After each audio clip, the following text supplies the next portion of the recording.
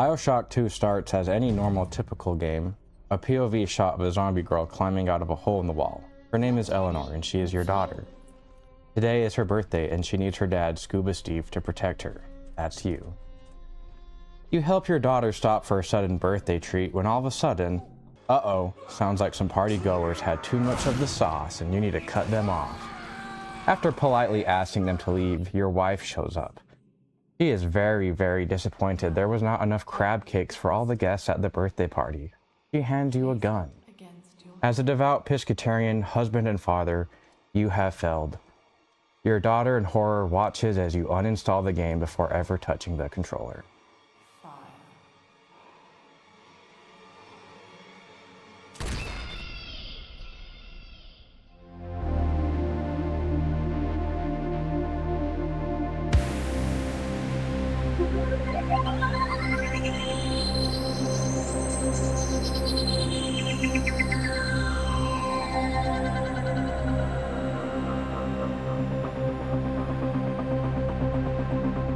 That first level is really nice at establishing Bioshock 2 as it's underwater. This pink and blue like neon plant life, and it meshes really well with the actual neon lights in the city.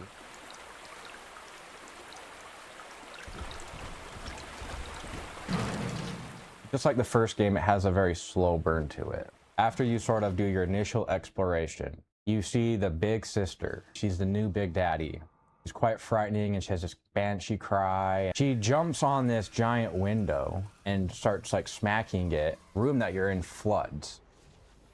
I really like their focus on the underwater aspect, the plant life, the jellyfish, of course, and the starfish. But at one point, there's like a giant squid that goes flying through the town. It's horrifying. It's just like a big shadow. Rapture is decrepit, falling apart. You're watching the bottom of the ocean take back their home. When you are underwater, you're not in any danger. There's no risk of getting hurt. The only time that you're not like under attack, captured the sound and the atmosphere of underwater. The game is very immersive, no pun intended. At the very beginning, it really gets you wet. It doesn't overload you with lore. You're underwater, there's a little bit of magic involved. But other than that, you don't really know too much about it. So the game starts off of really great mystery, really good setup. That squid that you mentioned, it's right above you. That squid is actually just reused from the first game, by the way, but they reuse a lot of stuff from the first game. But they put it in a different order, and now you're outside with the squid. You look inside and you see a big daddy protecting a little sister. That is a new big daddy type. So even if you had played the first game, this new big daddy has a giant rocket launcher and he can throw these little turrets down for both the old players as well as new players.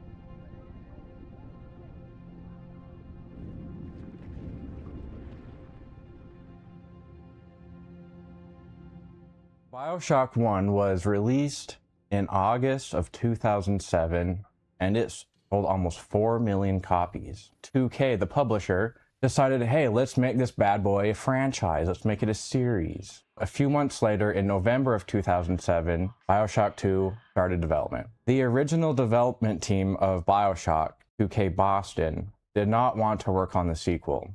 So an offshoot studio called 2K Marin was spun off, and some of the ex-employees of the original team went on to work on Bioshock 2. The publishers, 2K, had 3 demands they wanted the new developers to follow, and I think this might be why the original developers didn't want to sign on board. 1, that it was developed for PlayStation 3. The original Bioshock was an Xbox 360 exclusive. It was also on Windows. Being ported to PS3 was a big deal. Okay, that seems reasonable. The second thing is multiplayer in the game. Bioshock 1 has no multiplayer, and in fact, the remastered collection that we played doesn't even have the multiplayer available. The multiplayer portion of the game was developed by Digital Extremes, and if that name sounds familiar, it's the geniuses behind Warframe. That great game nowadays, that development studio made Bioshock 2 multiplayer. Pretty cool. The third condition that 2K wanted, and I think is probably the most contentious, is they demanded that the game is made in 2.5 years. If you remember in our first Bioshock review episode, I mentioned that the first Bioshock took 12 years to make. Developers of Bioshock 2 really had their work cut out for them to make a game as fast as possible. So that being said, that's a quick introduction of Bioshock 2, how it was made, why it was made. Now let's actually get into the details. Barely made it down alive. But here it is. And it's real. Rapture. This is where that thing took my poor baby girl. Very relatable human experiences that are thrown in this underwater scenario. A babysitter. Donnie, get down off that exhibit, and I told you, spit out that gum. You'll choke. My husband is such a perfect idiot. Throws away all his spending money on gene tonics to affect a look of physical fitness. It makes it more realistic, actual city that people actually lived in. Here's an audio log that I missed my first time playing. I had to replay it and capture this one. And we're going home. Ain't that right, baby? Next stop, topside. Oh, I love you. It was you who saved us, Sammy. It was you, Button. What was that? What's that sound? So Sophia Lamb is not just kidnapping little girls and bringing them to Rapture. She's not letting anybody else escape her city. And the people are losing faith. Take a walk, Andrew. It is raining in Rapture, and you have simply chosen not to notice. Lamb is watching. And literally every level after that, you see that Lamb is watching. You see other graffiti that says, "We will be reborn," and Lamb is the savior. Andrew Ryan, who is the founder of Rapture, and if you haven't played the first game, don't worry, there's a whole fucking Disneyland ride where you can learn about him. Andrew Ryan has this individualistic philosophy that is the reason for Rapture for existing. And now we're introduced to this Lamb character, who we hear in audio logs was actually an early dissenter of Andrew Ryan even before the fall of Rapture. Lamb is becoming a problem. Woman is a damned collectivist. Here in Rapture, how could the council fail to see it? During that like amusement park area where you can stop and you can listen to the little thing, I listened to like 2 of them and then I decided I was done. Once I looked around and saw that there's like 20 more of them, I was like, I'm not doing this. I already watched all of his before. Yeah. So I didn't take the time to do that, if I'm honest. Not all details are created equally. The amusement park level, there's certain attractions and story beats that I think are really cool and notable. There's one that this is how Rapture was founded, tirelessly working under the seafloor. And that's not just a little detail, that is actually a plot point if you didn't even want to sit and listen to the whole Disneyland thing, which I don't blame you. It's freaking long and kind of tedious at the end. Those underwater transition scenes will sometimes have those little sea slugs and you can pick them up for 10 Atom. The sea slugs in the first game were almost reserved just from the audio logs, almost like imagined. Out in the water, they put a big emphasis on making it so visually you were seeing a lot more of the remnants of Rapture all over the ocean. I wouldn't just see like a little coral and some sand, see that, but then you'd also see giant buildings, you know, all these giant plants in front. Like it was very layered. The flooded version, where there's like corpses floating in the water and a lot of the lights have gone out. Hey, this place is actually flooding and is deteriorating. The detail of all the dead bodies floating around is very eerie and freaky. You'd be walking through this tunnel. It's all beautiful scenery, and like you kind of see something move. You look up, and it's a dead lady floating in the water above you. It went from like really pretty to like, ooh, oh my god. Just like in the first game, you'll run into a corpse, and they'll have a shotgun next to them. It was obvious what they did to themselves. My favorite one is a cat lady. You find this woman and she's in the corner and she has a little cat next to her. They reused that cat from the first game, but it's okay because it's a cat lady and there's a bunch of pills. That's true horror.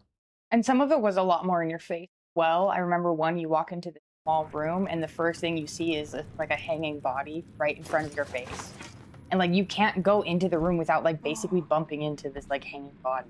How the game spaces things out and how it's paced. This game has some pacing issues. The beginning of the game is a slow burn, and then it kind of just throws a bunch of shit at you about the first game, about Andrew Ryan, about almost like a TV show where it's like previously on, re-explain half the thing. The first game takes 4 hours to explain Andrew Ryan, and in this game, you're getting railroaded down a track in like a 20-minute level of the Andrew Ryan Disneyland theme park, and it explains everything to you, and even is kind of making fun of itself of how like cheesy this is. The game has some good sense of humor. But it really just throws all these ideas at you really quickly. And if you have never played the first one, I mean, you're probably just gonna be completely overwhelmed with all these details. There's times in the game that got so chaotic. How much? What the hell? And I'm pretty sure it's that time where everything is pushed at you, all this lore, all these different things to fight, and all these different ways to fight. And I just remember feeling so overwhelmed, and I was struggling really, really hard. I was dying, I had no ammo, I had no health packs, I had nothing. And I was just doing the same thing over and over again. That by the time I was done with it, I didn't even remember what the storyline was like, where it was going, and what we were doing. What is going on? What's going on?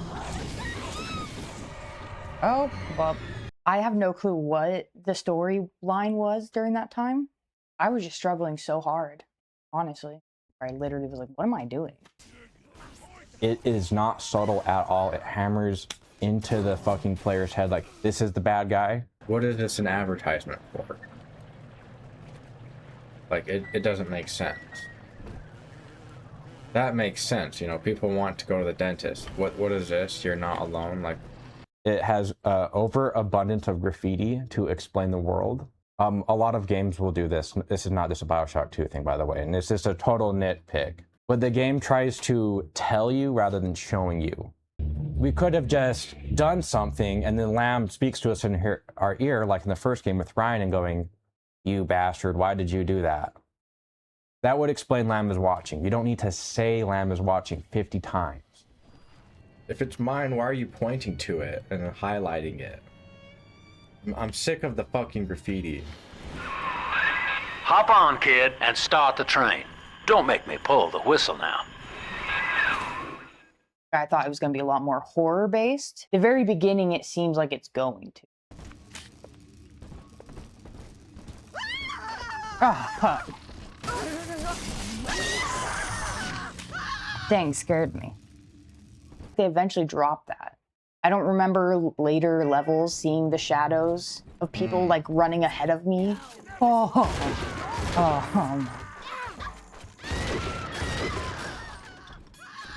One of the girls managed to dart past the nurse today and throw herself over the railing in the lobby. Her legs had healed by the time I managed to get down to the first floor where she lay. Now, without proper setting, the rapid healing process had fused her bones back together at odd angles. We had to re-break and set them almost a dozen times, each due to the small window of viability. Now, those children may be immortal. They feel pain. Unfortunately, because you're a big daddy already, you're already like super powered and super juiced up even from the very beginning.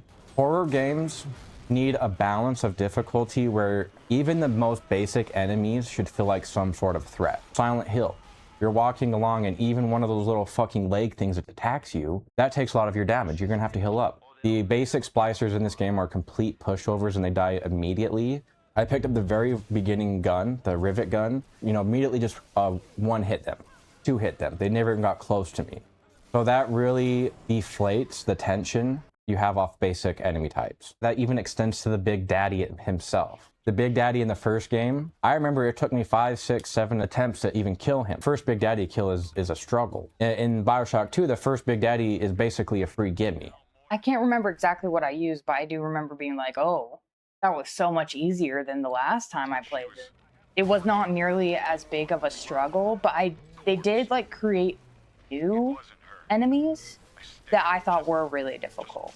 Base enemies become a little bit trivialized. To compensate for that, there's new enemy types that the game throws at you, which are a bit more challenging. Beefy Splicer, I think they might call him the Brute Splicer or something, and he's a total video game character. They've kind of thrown out the realistic humans for this character. He's really big and beefy, and he's like, I'm the Juggernaut! He's kind of funny. How did you like the new Brute? He's not the worst, he's annoying. He can charge you and body slam. That was the worst thing, because every time he'd do that, it would stop everything that I was doing. They were like the same size as Big Daddy. The only reason I thought they were a little bit easier is because you could use fire on them. Big Daddy's fire doesn't really seem to do much. They don't have flesh. I always try to take them down with fire or electricity if they were in water. The Brute Splicers are pretty fun. I think they're a nice addition, although they're creeping into that video game territory of like, this is not a real guy. This is not a real guy. It gave off Borderlands psychos, the big psychos they have that yell the funny, weird phrases at you. That's what it made me think of a lot because he even kind of like had that like dumb voice. Because they themselves are quite entertaining. You mentioned you can light them on fire. You know what else you can do? You can burn them with acid. You can freeze them. You can launch them in the air with wind. You can shoot rockets at them that push them back and that stuns them. You can throw fucking bees at them. Have some more bees. Are you fucking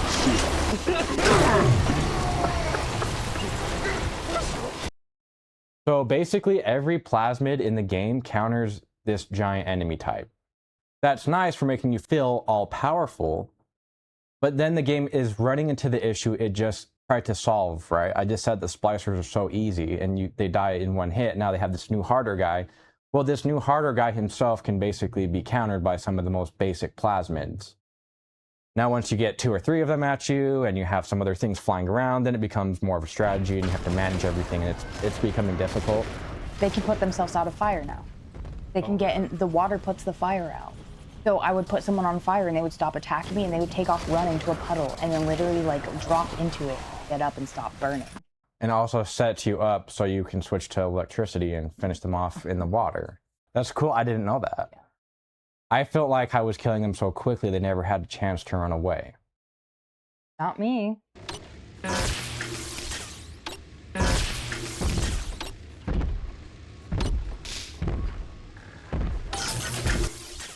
My friend. Non-believer! Let's talk about the big sisters. 2 words. Them.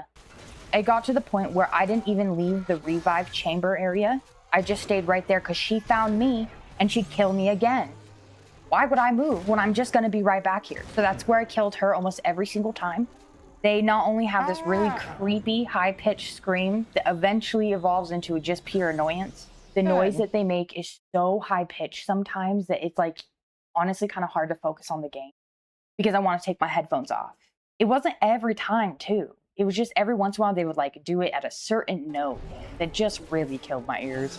Kind of like in the first game, the Big Daddy, you just can't rely on one weapon to take them down. You just can't use fire and call it good. I think the bees might work on her. I don't know why they decided to do this, but none of the spider splicers in the second game are female. It's very weird. I don't know why they did that. The voice actor himself, he's a good voice actor. I'm not trying to throw shade at him, but it's more of a goofy voice. It almost sounds like Homer Simpson is voicing some of these splicers where it's more of a comedy. It becomes like itchy and scratchy level of violence.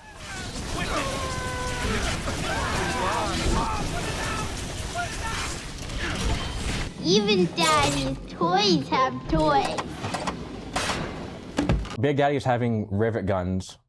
That makes sense. There's also like a harpoon gun that replaces the crossbow from the first game, but it essentially is the same thing. It's like a sniper. It's very effective at long range. That was one of my favorite guns. Much more flavorful and in line with the reality of the world. I think that was pretty cool. Like we said in the first review, who the fuck would have these guns? Why would they have pistols? Bioshock 2's upgrade system, I think, is better than the first game. It's almost the same. There's just some predetermined upgrades, more damage, less recoil, but there's a 3rd upgrade for each gun. And then you get like the ultimate ability.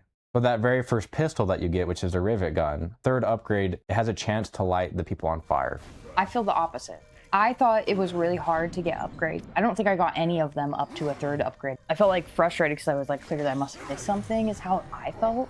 I struggled more, so I needed more upgrades. They did make it so the reload speed on that shotgun is faster. Because I was not looking forward to that, but it reloads significantly faster. In the first one, I swear they animated you putting 1 bullet at a time. This one, it just goes and it's full. So it's like so much quicker. Yeah. Shooting fire at the same time, and you can even reload the gun and you're still shooting fire. I did love that mechanic. I think both Bioshock 1 and 2 do it their own way and they're both fine. I think it's just personal preference. Having both available, pretty badass. Opens up strategies and cool things. I'm all for it. I miss my wrench. I don't like the drill. Every single gun has to have ammo in it. You can hit B and hit them with guns in this one, which I don't remember in the first one. Oh, you But- can melee with guns? Yeah, you can melee with guns. I think in I this missed that. I'd never meleeed with a gun. I just really didn't like the fact that the drill, like if I ever ran out of ammo and I ran out of fuel for the drill, I was screwed. Absolutely screwed. Yeah, you can hit them with the drill, but it doesn't work as well and you can't hit them very quickly. The hacking is real time. You don't get to like pause the game. You hack the turret, it's still fucking shooting at you while you're hacking. If you get the blue section, you get little bonuses. They just poop out a first aid kit if you get the good hack vending machine and it gives you extra ammo for free. You don't have to buy that ammo. I didn't know this. Daddy's giving you stores and parties. Okay. I did not know this. All I knew is you had to get it on the green. I would say it was like over halfway through the game, I finally heard that like the blue was good, but I couldn't unlearn just going to the green. I didn't realize. I was like, what the hell does green mean or blue mean? So yeah, I didn't know you could get bonuses like that. Well, hacking itself has a dedicated gun. Now, I had to get used to this my first few levels. I was in the middle of fights and I was using my shotgun, pull out my machine gun, and I pull out a fucking hat gun. Fuck, why would I shoot the hat gun at a guy? Overall, I did like the fact that you can range grab onto the cameras, or you could range grab onto the turrets. So there's a little bit of strategy involved with the hacking instead of just running as fast as possible to the turret and hacking it immediately. The mini turret saved my life several times, and it really, really became like my go-to, specifically to get Adam. I like would set up turrets every time. I was dying. I was getting murdered. Yeah. Like I know you were saying like you thought that they were too easy and stuff. I struggled. She's got a juicy one, but when she starts draining out the atom, the splicers will come running. Be ready before you set her down on that body. The game has these harvest sections where you adopt a little sister and you have to guard her while she takes the atom. That was in the first game, and I have to say that was like the worst part of the first game. Sitting in that hallway and just waiting for the little girl to just... I'm glad they only did it one time and it was just a story thing, and they jam-packed that in this game. Like, you have to do it multiple times a level. These harvest sections, from both of our experiences, were really glitchy. We had multiple crashes while we were protecting them, and then we have to start over. You have to not only re-kill the big daddy to get the little sister, but restart over the harvest section. And even the whole level if you did not save, which happened to me. I was at almost the very end of a level and it crashed.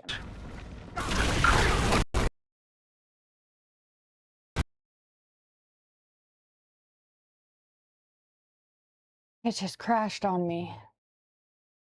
I had to restart the whole level. All 6 of the little girls I had to re-harvest back after it glitched.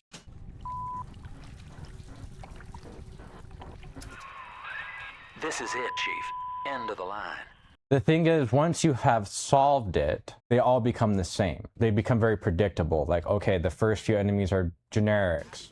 Then they're gonna throw in a spider splicer. At the very end, they're gonna throw in a brute. In a horror game, that's the worst thing that you want to be, is predictable. You lose all sense of tension there. It's true, I did notice that, 'cause the last one I was like, where was the brute? I didn't see him, and then he came around the corner very last second. Towards the end, the harvesting starts to just feel like a chore. It's not really fun anymore. I just knew that every time I picked them up, I had to go and do this chore. And then once I was done with the final chore, I had to go and get murdered. Guarding the little sister while she harvests, you are the big daddy. I'm not opposed to that idea. Maybe if they kept it once per level, or maybe twice per level. Without spamming that harvest too much, I think they could have actually done it really effectively. I ran into a problem with the audio logs. You go into a room you just unlock, grab an audio log, make it halfway through the room, and then somebody is triggered in the game to talk. Old Papa's drawn the worst neighborhood in Rapture, but it's a hell of an opportunity to raise. Well, sport, I guess Gracie's home. A lot of the storyline is in those audio logs. So that happened to me a lot. So I feel like I really missed a lot of details. The game sort of overloads those details, and I would agree with the audio logs. I found myself intentionally stopping just to sit and listen to the audio log before going into the next room. And I figured there's a 50-50 chance that if I walked to the next room, it would get interrupted. Stopping before going into another room to finish the audio log is basically like pausing to me. You didn't pick up on every little thing. I didn't even pick up on every little thing. I didn't know that the fucking bathyspheres got torpedoed until my second playthrough. I didn't realize Lamb was keeping people in the city. But I did know that she was fucking watching. a lot because they kept telling me that. Do you think me a tyrant, Delta? Vying for control of a dead man's dream? The city is nothing. Rapture must die so that Eleanor may rise from its body. Allow me to demonstrate. Well, I'm excited to now talk about the story. We talked about all these cool details and gameplay changes. The second game will spoil the first game. But we should also play the first game too. Eleanor Lamb speaking. Mum says I'm not to play with the other children because they're being raised on a diet of dog eat dog. One, I loved playing as a Big Daddy. I thought that was just fun. But again, I thought that's what we were going to be the first game. So then I actually got to be the Big Daddy. So that was really cool. Right away, there is a goal that is given to you. And that's the goal I went with the whole time. I wanted to get to Eleanor. She talks about wanting to visit Ireland and Paris, and she wants to see the surface. She's sort of like the Little Mermaid, where she wants to get out of the ocean. She wants to see more. And she has a very controlling parent that is not only restricting that, but is saying like, that is like the most evil thing you could possibly do. I know you don't like the telepathic stuff. I think it makes sense that we're seeing her telepathically speak with us. And it also makes sense because that's probably the only way she could do that without her mom listening. You were the only good thing that Rapture ever gave me. You've actually become a little sister for a little while. And I thought it was really fun. I was absolutely terrified because I thought that the people were going to attack me or something. There are definitely some jump scares in there. Rapture when it was beautiful. Everything's lovely and gorgeous. There's like roses and it's really colorful and bright and cheery. And you get to walk around as like a little smaller character. But then you'll like come up to something and all of a sudden it changes to like this like cage with a dead person in it. Horrendous. And then you like step back and it's back to like pretty and happy. And I really thought that was really fun. You get to like sneak right up right behind Lamb while she's at her computer or desk or whatever. And she's telling all these people what to do, who to attack. You get to just like walk around behind her. I know that the game developers really wanted to have more scenes that were like pre-apocalyptic. What if there was like 3 or 4 moments in the game that were like that little sister moment? You don't have any powers. It's more of a stealth game or something. And you're just walking around little Rapture set pieces. I would have loved to have seen that. I remember you, monster. You stole Eleanor from me. Twisted that baby girl into a thing so sick it can't even die. Stage bosses. In the first game had these. They had Steinman, the crazy doctor guy, and it had Cohen, the crazy art guy. Very extreme villains. The developers of the first game called them Batman villains. Like, they're not supposed to be super realistic. They're like, I'm gonna get ya. In the second game, the level bosses are much more like realistic, grounded people. Dr. Lamb, Sophia, I came down here to sing and to start a family, but I just don't fit with these people. Look at you. You fit with them. We have Grace Holloway, who started out as just a singer. Everything went to shit, but she wanted to keep surviving. She wasn't splicing or doing anything else. She wanted a little baby. She wanted a daughter. She got convinced by Lamb under the family pretense. Family is a huge theme in this game. But in the family, she has found hope, a reason to draw breath. Grace ain't a bad guy, so it makes no sense why you would kill her. Come on in and finish the job. Did you kill her? I did. Okay. Your call, friend. Grace is unarmed. What are you doing? Come on back to the train station and use that override key. Do what you always do. Come on! You had me under a gun, yet you just walk away? No monster alive turns the other cheek. No monster does that.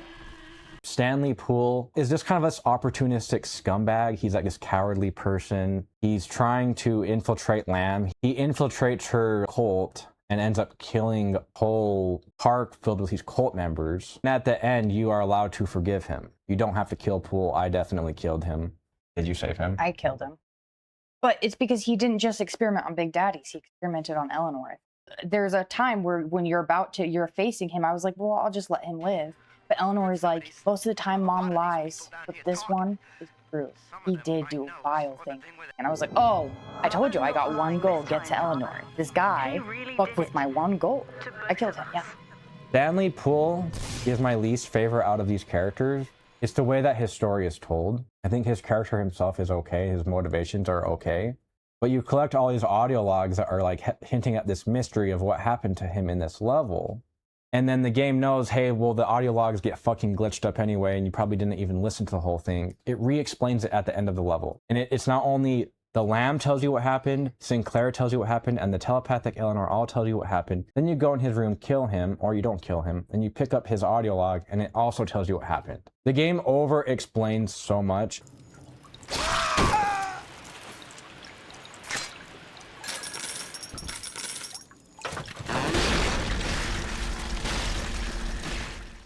One of my favorite characters is Alexander. Hello. My name is Gilbert Alexander. And by the time you hear this, I will be clinically insane. He was part of the original Big Daddy Protector program. Very unethical experiments. Well, unlike the first game where pretty much all the villains are irredeemable assholes that are just completely psychotic, he's actually trying to atone for his sins. The man whose voice you hear now is long gone.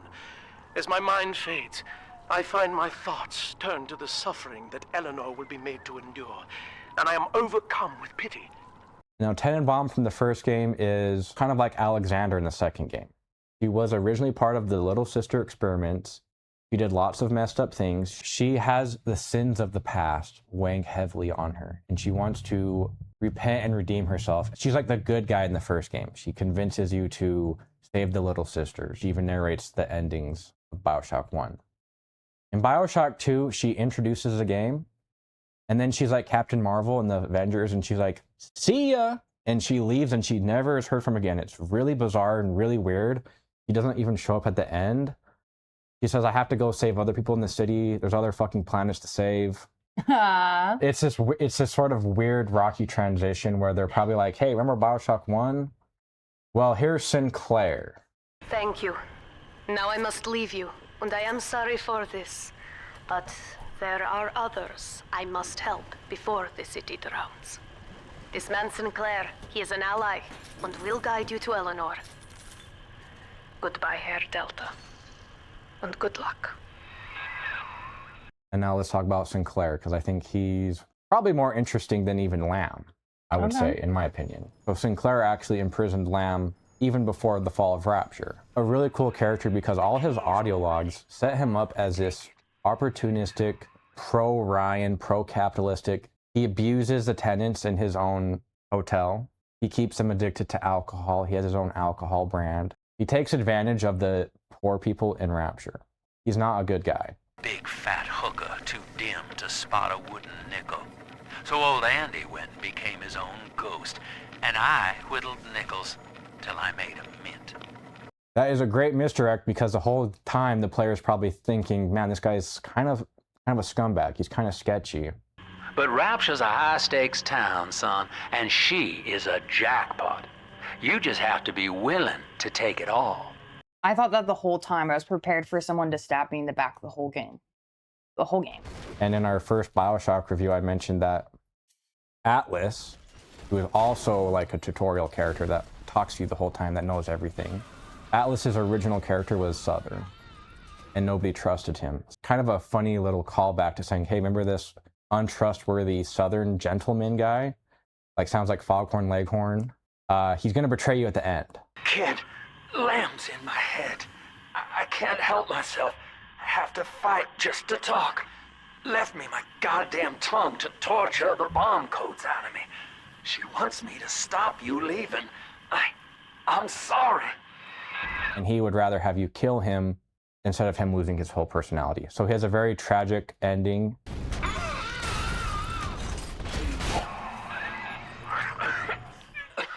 So long, kid.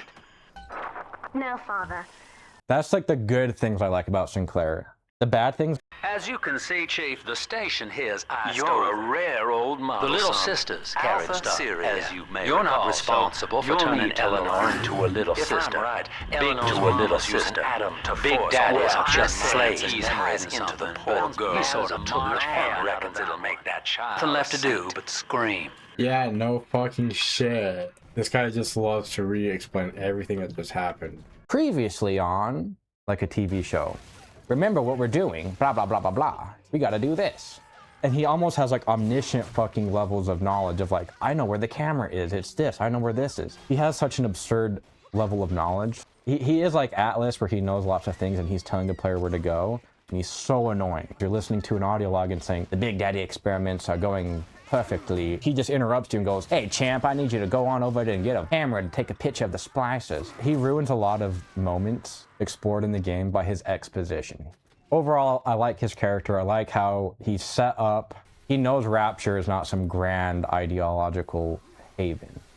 He just knows that he can make money off of it. And he even says at the very beginning, once you meet him, he's like, the whole reason I'm in this is because I want to get out of Rapture and I make a lot of money with the technology that we have. Pretty simple.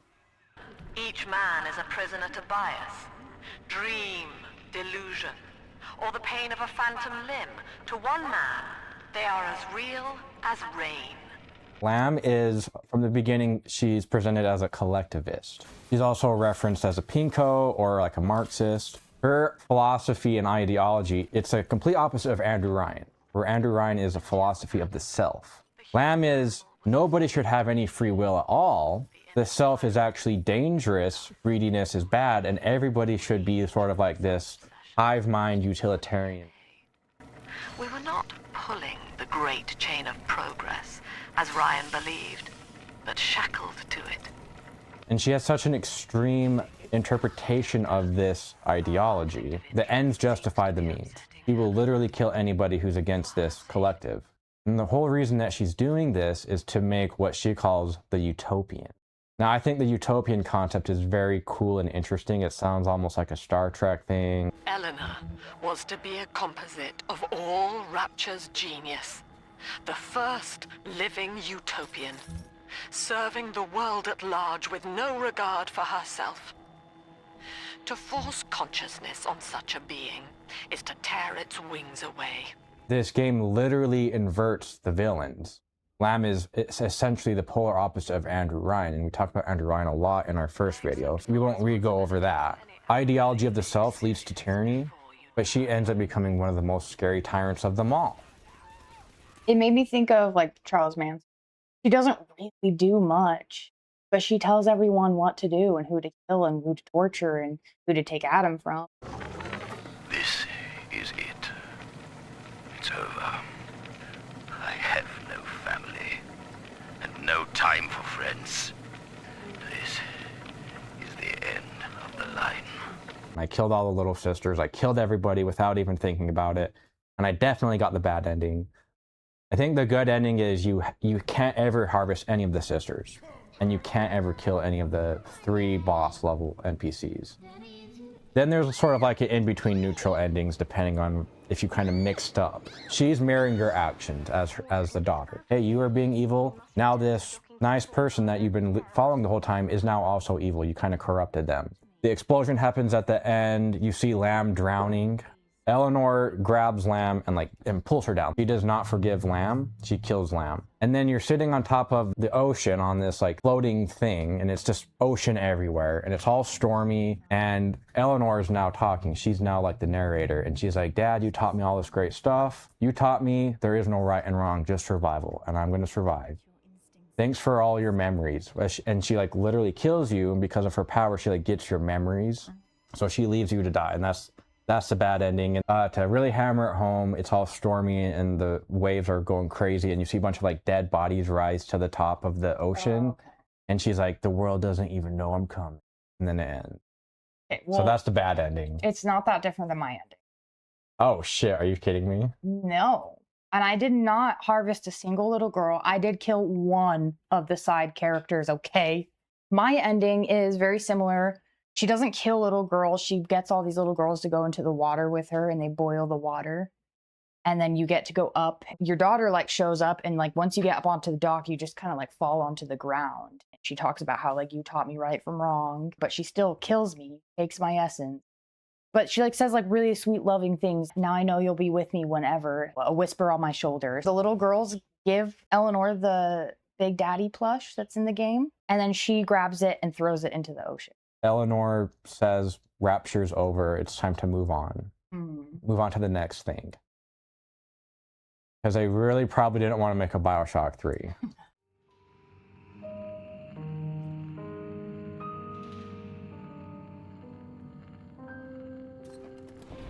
In my opinion, Minerva's Den is better than all Bioshock 2, and it does it in a much shorter and condensed way. What are your thoughts on Minerva's Den? I thought it was a struggle. I thought it was really difficult at first because basically they take away all of your upgrades that you worked through, all of your weapons, and you start with nothing, but it feels like all of the characters are still where I left them. I was showing up super underskilled compared to the enemies. And yeah, it is much shorter. The biggest fan of the new gun they give you. I didn't like it very much. Minerva's Den is a standalone game from the main game. You're playing a different character. I felt like I was out of ammo all the time. They give me a new gun with 4 ammo and that's all I had. There's an entire ice thing and I didn't have any fire. I had to go around with this fire gun, and then once you run out of the fire ammo, I had nothing. I couldn't do anything. And all I had to do was go up around this corner, down into this other little room, and in the back corner, I'd find it. But because I didn't do that first and I went there afterward, I literally kind of screwed myself over a whole level of me struggling. So I didn't have it until like literally right at the very, very end of the freaking thing. That's pretty creative that you got through the level without the plasmid. It was annoying because then I ran out of fire juice. And guess what's a hard ammo to find? The fire juice. Did you ever get the B move? No, I wanted decoy. Decoy. Yeah, and I never got decoy.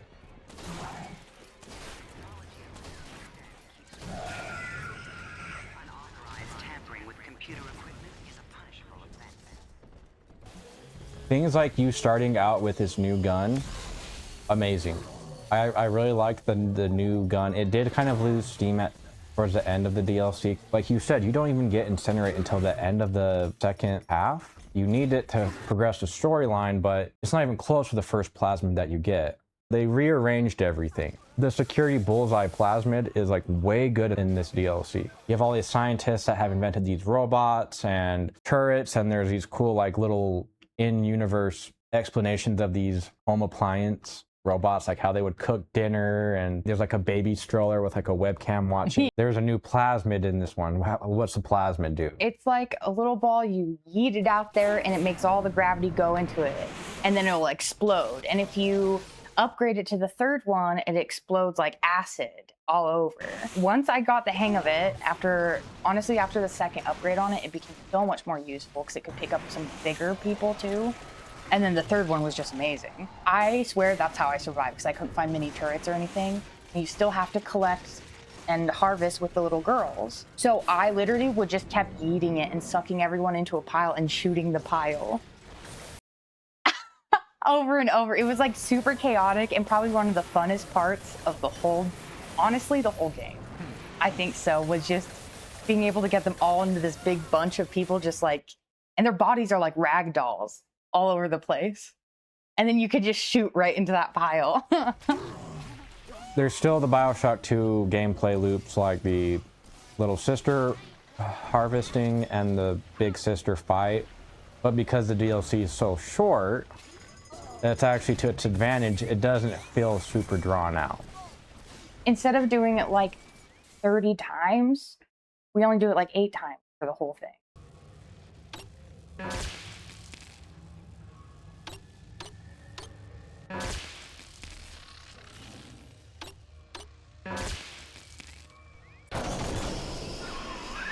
So predictable. Try and surprise me. Minerva's Den also has a much better and clean storyline than the second game. The levels themselves are very dark, mysterious, spooky. You're not overloaded with a bunch of stuff like in the second game. It's a lot more stripped back. It's more horror. It's like a Twilight Zone episode. The twist at the end is fucking crazy. It's amazing. The twist at the end is almost as good. I mean, it's hard to compare, but it's just as good as like the twist in the first game. And what I mean by that is it could not exist in a TV show. It could not exist in a movie. It has to exist in an interactive medium like a video game. The story itself is dependent on somebody else controlling it and not knowing and going through the motions. I was even like, why did they not put this in the main game? Probably because it would be too confusing. The second game already has so many plot points and characters that it deserves its own fucking mention. Which is why we're talking about it separately. Like it's really good. It's a fucking gut punch DLC. Lots of emotional beats, 4 or 5 hours long. It's like half the length of the main game. It does more in that 4 hours than the whole main game does, I feel like. I think that depends. Personal bias. Yeah. The name's Porter. Charles Milton Porter. Doc Tenenbaum tells me you're here to help us get the Thinker out of Rapture. It's not going to be easy, but nothing worth doing ever is. There's two main characters, Porter and Wall. They used to be partners in this computer company. Porter is like the brains behind the whole thing. He actually invented like this AI. It's never called AI, thankfully. And this Wall guy, he's kind of the opposite. He's like this opportunistic, backstabbing betrayal person. And we learned in an audio log that he used the AI's like deep fake talking feature, impersonate Porter, make Porter look like a bad guy. Reed Wall. He and I founded Rapture Central Computing together, but the greedy bastard pushed me out years ago. So this whole time you're playing the game and you're thinking that this Porter person is this good guy and he's telling you what to do and he's trying to help you escape Rapture. I've got a bathysphere at my lab that should be able to get us the hell out of Rapture, but we can't launch just yet. The voice of Porter is Carl Lumbly, who I recognize his voice as soon as I heard it. He's Dixon on Alias. All my Alias heads out there, you'll know what I'm talking about. Pearl's death opened up a kind of hole in my mind. But eventually I got around to reflecting on Alan and his intelligence test for machines. I remember grinning about the idea that I could beat it. Audio logs of his dead wife to this computer, almost like he's trying to recreate and like bring her back to life. It's very sad, and she had this tragic early life that was cut short due to World War II, I believe it was. Continuing input of audio data into the Thinker's database. Subject, Pearl Porter. I want to tell the recorder how we met, Milton. Okay. The Pearl thing, I thought that was a lot more of a key moment. I'm out in that complex, and the blitz starts falling. Next morning I came home to find nothing but ashes where I last saw her. Nothing but ashes. The fact that he was like downloading his wife onto a computer and then it freaked him out so much. Put an end to that whole experiment. Hello, Pearl. Hello, Milton. How have you been? Just wonderful, Milton. I've missed you, though. It's been so long. Pearl, No, this isn't right. It isn't her. Thinker, stop the test. If you ever watch the show Black Mirror on Netflix, there is an episode very similar to that where this wife loses her husband and there's a new like robotic AI system where you take all of their social media, text messages, all of their like online presence and download it. And then it will give you the response that is most likely to be given by that person. Basically comes to the conclusion herself that like, this isn't you. You can sound like him, you can look like him, you can act like him, but it's not him. Mr. Porter, let me be the first to congratulate you on the founding of Rapture Central Computing. The great chain only grows stronger with each pair of hands laid upon it. I trust that you and I will choose to pull Rapture in the same direction. Porter went to jail that we see in Bioshock 2. Ryan's secret police are on their way. They cooked up some kind of evidence against me. Treason, they say. I've heard what happens to folks who get disappeared. Come back as one of them. and got lobotomized, got his personality wiped. He becomes a big daddy. And that's the twist. The twist is the big daddy that you've been playing the whole time, you are Porter, but you don't remember that because your brain was wiped. And also you're just in the reality of the game, you are talking to a computer the whole time, even though Porter himself is a person. The whole thing is software. Everything in the game is software. It left me speechless.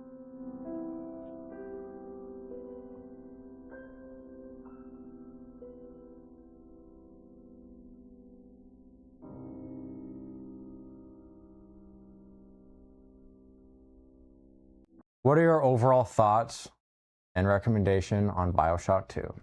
Very similar to the first one, where I wouldn't recommend it to a very, very new player.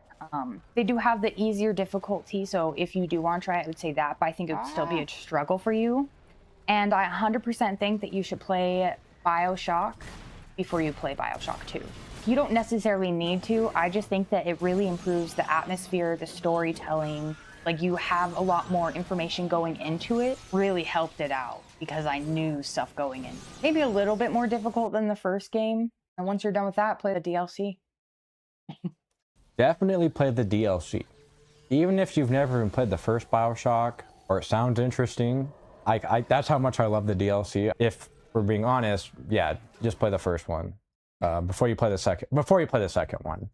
To get the full experience, you really need to play both games. I went into playing Bioshock 2 expecting to love it just as much as I loved the first one. I honestly can't say that I do. You know, it is its own distinct game, but like I mentioned, it loses out on almost all the horror elements. I think the game is more accessible than the first game for new players. I don't love it, but I think it's really good. I think it adds more detail. If you love Rapture, if you love the world building from the first game, you'll most likely end up appreciating a lot of the things from the second game. Quite shocking.